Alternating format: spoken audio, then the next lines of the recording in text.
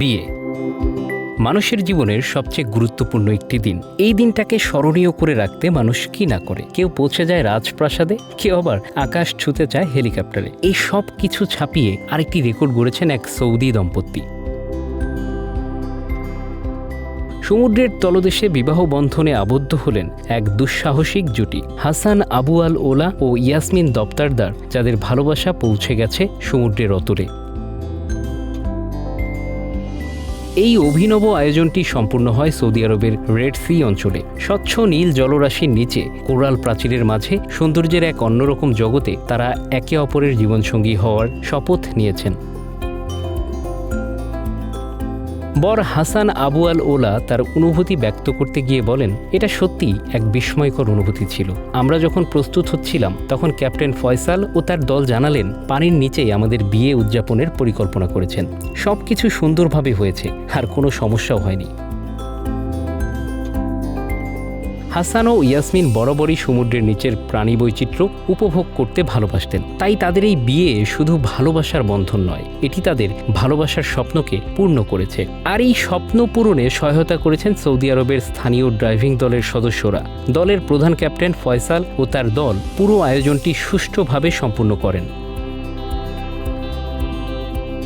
বিয়ের আয়োজন তো কেবলই একটি অনুষ্ঠান, তবে তার পেছনে থাকে অনেক বড় একটি স্বপ্ন।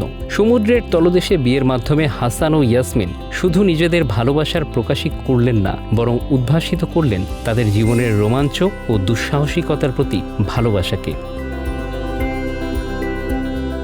এই অনুষ্ঠানের মধ্য দিয়ে তারা একটি নতুন উদাহরণ স্থাপন করেছেন, যা হয়তো অনেক দুঃসাহসিক হৃদয়ের জন্য হবে প্রেরণার উৎস।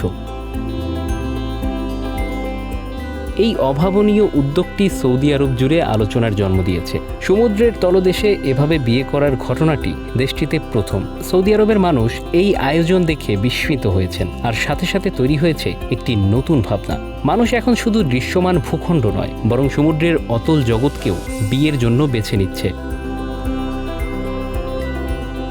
বিশ্বজুড়ে বিয়ের আয়োজন এখন নতুন নতুন মাত্রায় পৌঁছেছে। প্রাচীন নগরী থেকে সমুদ্রের তলদেশ, কোথায় নেই মানুষের স্বপ্ন পূরণের প্রচেষ্টা।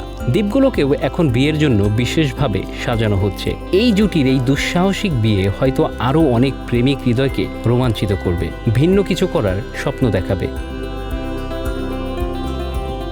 কনে ইয়াসমিন দফতারদার তার অনুভূতি ব্যক্ত করে জানান, আমি বিশ্বাস করি আমাদের এই উদ্যোগ অন্যদের অনুপ্রাণিত করবে। আশা করি আরও অনেক দম্পতি এমনভাবে বিয়ের জন্য নিজেদের প্রিয় জায়গা বেছে নেবে। হয়তো আমাদের মতো তারা সমুদ্রের তলদেশেই বিবাহ বন্ধনে আবদ্ধ হবে। হাসান ও ইয়াসমিনের এই দুঃসাহসিকতা এবং ভালোবাসা প্রমাণ করে জীবনের প্রতিটি বিশেষ মুহূর্ত আমাদের যেমন ইচ্ছা তেমন করে উদযাপন করার স্বাধীনতা আছে। আর তাদের মতো মানুষেরা আমাদের শিখিয়ে দেয় ভালোবাসার কোনো সীমানা নেই, এমনকি সেটা সমুদ্রের অতল তলদেশেও হতে পারে। Bangla affairs news desk.